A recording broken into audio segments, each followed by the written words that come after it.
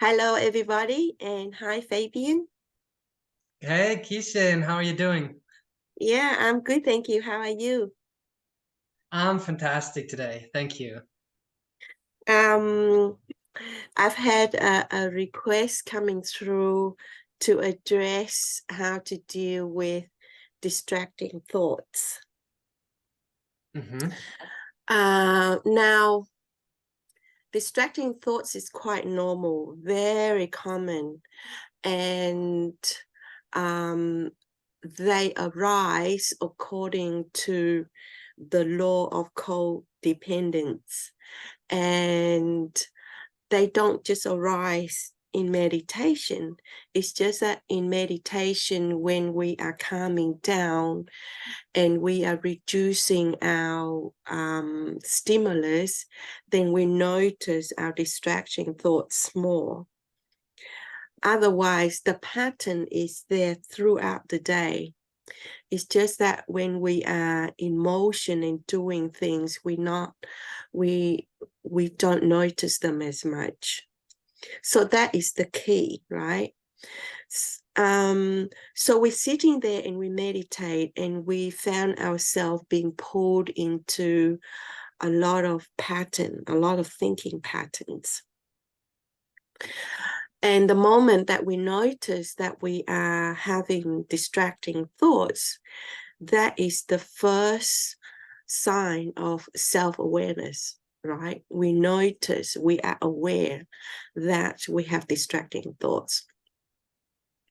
The next step is to acknowledge, meaning just to accept that they are there, that they are a normal phenomenon, right? And we are not in control of whether they're there or not because they are not ours, right? Hmm. But what we can do is refocus. We can shift our awareness. And two two things we can do. We can shift back to the present awareness. And for me, I would use sound, right? So I would pay attention to what I hear, right? So sound would anchor my awareness. Now, once we in the present moment, then we have the choice to um, to either stay in the present, or we can shift again to a positive qualities, right? The We can use imagination, we can use visual, we can use memory, um, to shift to, say, kindness, gratefulness, the four viharas, right? Now, sometimes thoughts are so distracting. For example, you're talking about earworms, right? You're talking about very persistent pattern, right? Hmm. Persistent music, persistent craving, desires, right? They are very strong energy. Now, in that case, I would use compartmentalize, right? Compartmentalize meaning we allocate time and space for them because they are so insisting they won't go away, right? So, for example, we can say, okay, from when I meditate from 7 to 8 or 7 to 7:30, I'm going to have half an hour, and I'll just let my thoughts run. I'll let my desire run. I'll let my craving run. I'll let my earworm run, right? Just let it be free. But outside of that 1 hour or half an hour, we have to remind, they will creep back in, right? But we can remind ourselves, you already have your time. This is my time. right? This is my time, my eating time, my washing dishes time, my meditation time, my working time, my study time, whatever it is, that it is outside of that half an hour or an hour that we allocate for this pattern. So that's what I call compartmentalize. And another thing to notice is beware of our attitudes, right, to everything. Because the moment we label something an obstacle, then there is a resistance in our mind, right? To fight it, to conquer it, to get rid of it. But distracting thought is not obstacle if we are not aware of it. So the key is to be aware of it, right? And the moment we are aware of it, then we start to study. So distracting thought, in a sense, an obstacle, when it is not an obstacle, it presents an opportunity for us to have insights, right? An opportunity for us to study ourselves, to know the process of our psyche, right? So what is distracting thoughts? The pattern is there. That means that we are worried about something, we are obsessed about something, or it could be that some trauma in the past that arises that we are not conscious of. So when we stand back and the moment we are aware of it and we become a neutral observer, then we can start to have insight of what is this energy? What is this pattern? Right? So if it is a past trauma or something unresolved issues, then it gives us an opportunity to process it, right? To processing things as it arises, meaning we stay a neutral observant and we observe. If there is feeling, then we notice there is feeling. If there is thoughts, we notice there are thoughts, right? Just be careful that we don't identify and we don't own and we don't grasp them, right? So that is what processing means, right? We are not processing things the moment we identify and go into trauma and relive the trauma or relive the issues. That's not processing, right? That's reliving and re-traumatizing. So so the key message here is things arise that give us opportunities. And it is dependent on our attitude, what stance we take, right? So, but the key is always the present moment, right? And become a neutral observer. That's when we can study things. And it's always in the present that we study and that we learn. Yeah, so that's how I deal with distracting thought. Yeah, thanks for letting us know, like, what is the steps to actually overcome and notice things that sort of obstruct the mind or hinder it from being free and open, and which we identify or tend to identify with. It's been beautiful listening to you. So I just noted some things, wrote things down, which just wanted to comment on and also have questions. So the thing is, like, what we got used to is that we are our thoughts, that we are our feelings, right? So this is what you meant also with identifying with them. So, and also the key is, why is this happening, that we think we are these things, like our perception, thoughts, and feelings. So then the thought came up, like, because we showing interest in them, right? So we are interested in, and we also secondly think that it is very important what thoughts come up, right?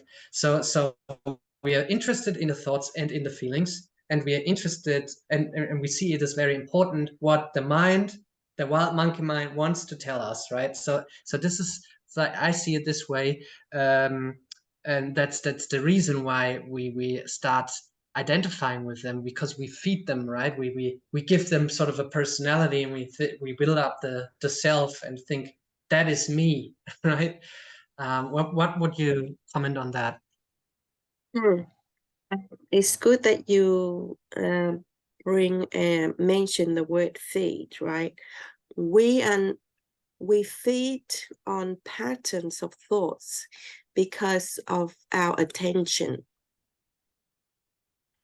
So that's why right mindfulness is so crucial. And the key to mindfulness is how to direct it, like what to direct our mind to, right? The direction of our awareness, and to sustain it there. And whatever that we direct our awareness to and sustain our awareness, consciousness, that is where we feed that pattern. We feed that momentum, that energy. So the moment, so these distracting thoughts isn't there accidentally. This, all these thoughts arises because we give attention to them, right? We might not give attention to them while we meditate, but we give attention to them while we worry, right? So all these distracting thoughts are the thoughts that we have that grab our attention during the day, right? Be it work, family matters, relationship matters, the past, anything that is still regurgitating within our psyche, still moving, right? So it's just that when we meditate, we notice them, right? And when we notice them, it gives us an opportunity to study and what to do about it, right? Yes, yes, that's just to mention. So where we direct our mind and where we sort of sustain it, and that's actually where we are living, right? So that is also the quality of how we're living. Would you agree with that? Ah, I would say conscious or not conscious, right? So the moment, say be it when we are eating, showering, walking, driving, meditating, right? The moment we are being pulled into any kind of thoughts, right? We are not living. Yeah. We are into worry, we are into the mind, we are thinking, we are in the past. We are not here. We are not in the present. We're not with our senses. We are not with the person we're with. We're not with the hand and the motion, the work that we are, right? So we are not living, right? To live consciously means to be aware of what we are doing right now and what is happening to our thoughts, our feeling, our behaviors, our responsibilities. That is living consciously, right? And once we live consciously, then we can choose the quality of living consciously. That's Because you right. got no choice if we are living in fantasy in the mind, do we? That's right. Yeah, I just wanted to mention that you mentioned the right mindfulness, which is built up on the direction and the sustaining. And actually, like while you're being aware, while you're being conscious, you're actually regarding the Noble Eightfold Path, you're following also the other steps of the Noble Eightfold Path, which is according to the Buddha, the way which leads you to enlightenment, right? So, for instance, being mindful of this and that happening, like thoughts and feelings and stuff you're obsessed with and whatever, and that already to what you said before. So what you choose to do now, be aware, or you change your mind and your thoughts into wholesome ones like the Brahma Viharas and stuff. So that already is right effort, which is, I think, the fifth or yeah, maybe sixth of the Noble Eightfold Path. And then staying with that already is right concentration, which is the last of it, right? So it feeds each other actually in a very wholesome chain of events which are going to happen in future, isn't it? Yeah, that's yeah, so that's speaking in a Buddhist term, but just for a normal mainstream general population, right? Just the facts that living in the present, reclaiming our life is happiness, is living consciously, right? So that is the power of mindfulness. Now, mindfulness, people just thought of practicing, right? It's like a coping mechanism. It's like once I get triggered, I get into a mindfulness practice.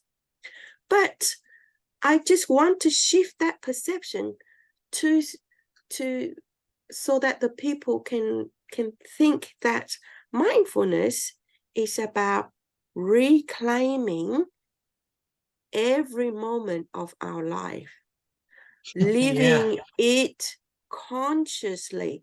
It's not about just a practice that we get into once we get triggered into stress and all this suffering. But mindfulness is a way to reclaim our life, right? So it is more than just a practice. Yes, it is a practice in a sense that in the beginning, we need some kind of activity for us to practice. But we don't need to practice, right? Every time we move, we just need to be conscious of that movement, right? Every time our hand move, our feet move, the way we get dressed, the way we brush our hair, the way we open the door, it's all mindfulness, right? So just be aware of the motion, be here in the present. So that would break the momentum of the distracting thoughts. Because what we do during the day, which is more of we are here during the day in our daily life, is more of that hours than the actual hours of sitting meditation. So what we do outside is very, very important to the quality of the session that we actually sit down on the cushion. So if we move, we know we're moving. If we talk to this person, we know we're talking. Right? If we eat, we know what flavor. If we have a shower, we can feel the water, right? If we can live each moment, as much moment as we can mindfully, consciously, then I bet you, I guarantee, right, the quality of the meditation would improve. It has to Okay. improve. And just the in-between question. So the thoughts you mentioned at the beginning, you said it's quite normal, right? It's quite common that they arise, and you said that they arise because of codependence, right? So actually, sort of being aware and conscious about the present moment, about whatever happening, is actually breaking the chain of thoughts, right? Or like, is it actually possible to stop thoughts coming up forever? Because it's the thoughts are mainly the reason why. Yeah, and you're shaking your head. So it's Even actually, yeah. Sorry. even even for, you got to understand, thoughts is part of the kanda, right? The sankhara kanda, right? So even for a enlightened person who got no sense of self, right? There would be thoughts, I guarantee, because they have the kanda, the sankhara kanda, right? They still have the body, they still in this human form, then they would have thoughts, they would have feelings. So it's just, the difference is just that there is no entity there, no self that grasps onto these thoughts, right? So with an untaught or unenlightened mind, there is this sense of self that owns it. The thoughts stick to it, to the illusion. Well, it's really, it's you think about it. On the one hand, it's an illusion, it's an ignorance, right? This sense of self. Yet, so much thing happen, right? So think about it.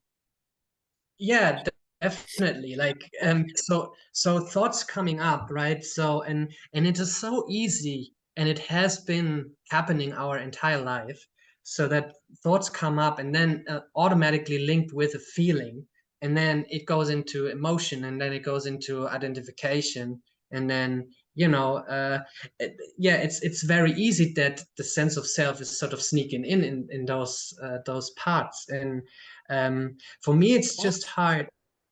Like, it's very hard to have no aversive thoughts towards, not an aversive reaction, or sort of an ill will reaction to, say, bad thoughts coming up, right? So it's really hard to relate in a neutral or passive way to the phenomena of the khandhas, right?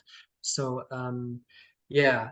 um I know what you're saying, and but yet it's still hard for, say, an everyday or every life person trying to go into this mindfulness, present moment awareness thing and theme. um, we get better with practice, definitely.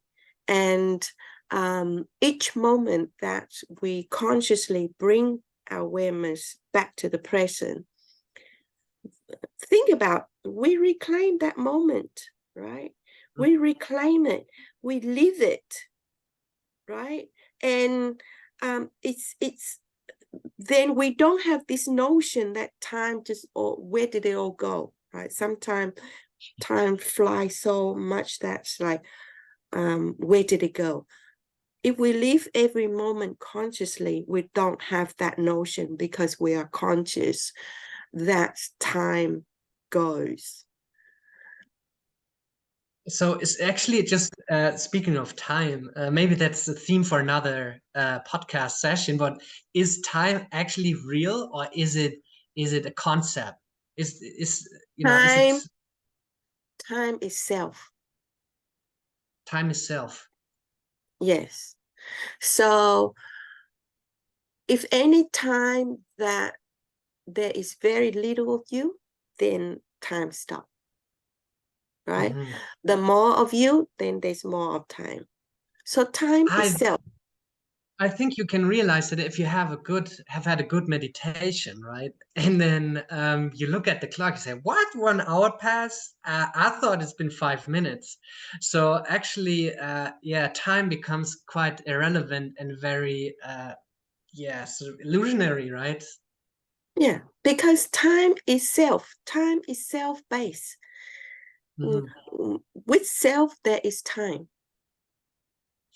Yeah, and also with actually what I realized, like back then in school, right? So you have like a lesson which is really awkward to you. So for me, it was mathematics, right?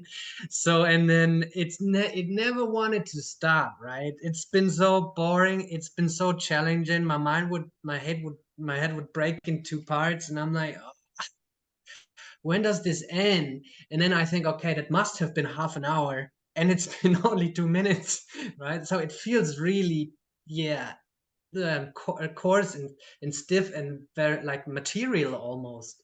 This time Mm, concept, very yeah. interesting. Yeah. Yeah. So the more you resist, the more you don't want to be there, the longer the time is. Hmm. Yeah, and it's related to the self, right? Because the Mm, self wants and doesn't want. Yeah. mm, mm, mm. Yeah, good point. Um, So yeah, I'm just going and having a look. Um, so you already mentioned that we can never stop the thoughts. So that's like even an enlightened person will have thoughts, and because the khandhas, which in Buddhism we mention, we translate khandhas as uh, uh, the gears of existence, we could say, right? So or like the different parts of existence which is not to be changed, which is always there, and right, or how would you Pandas, pandas are processes, right? Uh, Different processes grouped together, and they are called one kanda. So you have, say, the sankhara is the mind activity processes. So in there, there's all these processes, the thinking, um, the also the karma imprints, like the dormant processes, they are all in the sankhara, right? And the feeling, those are the process also, because they are moving, right? They're moving, rising and passing according to the previous condition. So they're moving like a process. And Mhm. within feeling, then different type of processes, right? We have a look like 108 different type of feeling. So all these five khandhas, even though it's only five, right? There are five groups of processes. You can think it like that. Yeah, okay. Yeah, so but we will never, I mean, what I'm seeing is like a person who is, very new to this, or also a person who is quite advanced in this present moment awareness and applying mindfulness to the present moment thing, is that once thoughts come up, and you say, sometimes it's like lifting the carpet, and you see that like tons of dust and mold and rotten things are under there, which you have sort of more or less successfully ignored throughout the time being, right? And then you see, as a strong cravings, and all of a sudden, back then when you didn't practice mindfulness, they were like subtle, and you notice them more or less, and then you could sort of chuck them away because they didn't seem to be important. And then when you do present moment awareness, you see, say, the inner demons coming up, or like thoughts of ill will, or thoughts of obsession and craving, and then they become super strong, and then a person might think, oh, this mindfulness practice actually doesn't help me, it actually makes things worse. So what would you tell such a person who's experiencing that trouble? Um, well, like you say, first time you are aware, uh, then what we are aware is how dirty we are. Or I wouldn't say dirty. It's just unconscious patterns, right? So just to realize that, like I say, the first moment that we aware is a great initial step already. And And it's not about getting rid of thoughts. Okay, we can't get rid of thoughts. We are not in control of them. But what we can do is not feed that pattern by letting that pattern go and shift our perception, right? Shift our focus to the present or into a positive qualities. If not, then compartmentalize them. Yeah. Yes, So that's a summary. okay, yeah. I mean, you already explained it quite like in the steps where first noticing it, which is stopping it actually from expanding and becoming a big drama, and then second is to acknowledge and to accept it, and so you know control, but yeah, so you have this two choice of shifting the perception, or you stay with the present moment, and yeah, and you say, well, that's this silver lining on the horizon, right? So that more sooner or later will go away, so it's not going to stay, and it's not being your life, and you are not it. It's just a thing which popping up, and then it will fall into the abyss while you're practicing mindfulness of the present moment, right? Yeah. So even though that pattern might stop now while you're in the session, but it is a recurrent pattern. So it's might worth an effort to have a look at what is our underlying issues. Why are they keep popping up? What are we obsessing? Why are we worrying about something? So we need to kind of have some wisdom or need some understanding about those issues so that we can shift them and not have those patterns arise again. Hmm. So So yeah. Mm. so noticing it is actually a chance we have for insight, right? So it's what you said before. So actually, those sort of dirty things or inner demons or whatever are coming up, and we're noticing them every time. So you said that it is a chance to maybe like dissolve them. So how in general do we like dissolve them and get rid, not get rid of the issue, but seeing through it so it won't Mm. come up anymore. So Mm. what's So our power? that's a big topic. It's got to do with wisdom, right?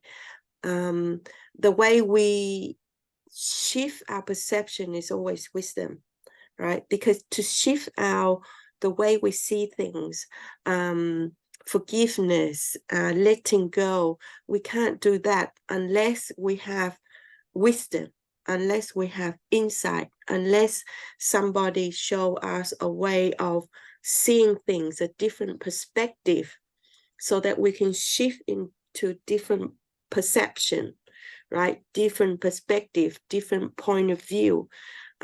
So this is where Kalmita or right friends, right teacher, right association come in handy, because they have a different way of seeing things that we can't see when we are too much in our problem, but they can see. They've been through it before, or they can give suggestion. But at the end of the day, it's still back to our responsibility and our choice to take which, right? Because even though they are wise teacher or right friends, it's still just an opinion, just suggestion, right? Yeah. And once we say we adopt a perspective and try it out, we can't blame them, right? we can't blame them if things go wrong, because they are just opinions. We have to take ownership and responsibility for our choice, right? Yes, I think that was a nice and round ending of our session, as we only have more or less Yeah. now. So yeah, thanks a lot for guiding us through that topic. And yes, to mention so much very important things about the distracting thoughts which occur in the daily life and in meditation. So yeah, all the best, Yeah, and looking yeah, forward next time. yeah. Okay, thank you, everybody. And thank you for the person who raised the questions. And see you next time, Fabian. Bye bye.